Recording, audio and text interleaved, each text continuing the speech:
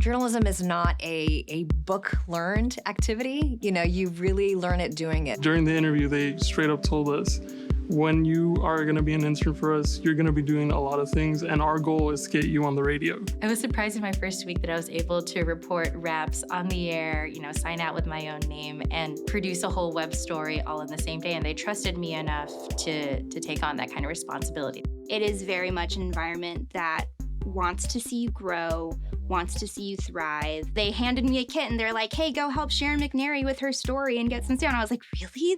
They immediately encouraged me to start doing my own work, which I was really amazed by because other radio internships I've had, they've focused very much on watching producers do their work. People take me seriously and they give me a lot of responsibility. I've worked on Big Mike, which is our mobile recording booth. I've gotten to interview the people who come to our events on their opinions about the things that were going on. They are thrilled. There are a lot of places where they just don't get the kind of hands-on experience that we can give them at KPCC, and they really feel at the end of it that they don't just have clips. You know, they've actually learned to do something. And I didn't feel like I was just there to help somebody else do something. I feel like people, in a lot of ways, were helping me learn and do the journalism that I really care about.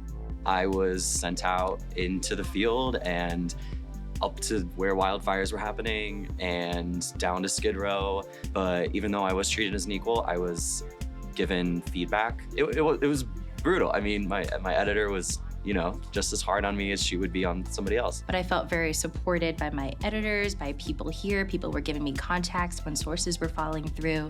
They were giving me perspective because I wanted my language to be inclusive. So when I was a clerk, I wrote a lot of briefs. You know, it was like 4 paragraphs on this and 3 paragraphs on that. And I went a column and it didn't have my name on it. And in a year, I think that I worked there, I maybe wrote 5 stories. Our interns, if they are, you know, if they come in with enough knowledge and sort of work hard, they can have many times that many clips by the time that they're done. I am producing content like mad.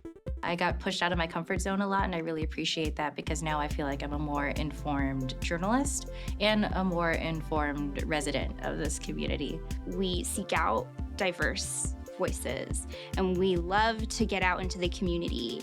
Feels like every day you just get injected with what Los Angeles is. I think something that I learned at KPCC that I still use in my professional life and even my personal life today is to really be a listener, not talking over someone, not just trying to get them to say whatever you need them to say. Try to absorb it all before you ask another question. We're not just talking about the kinds of reverb and delay that Kendrick Lamar puts on his vocals. We're talking about like the social implications of what people are doing in the arts and entertainment world. And it's great to feel like you have a voice. There's always an opportunity here. The people at KPCC really made it feel like a place where we could learn and contribute and grow as journalists as well as people.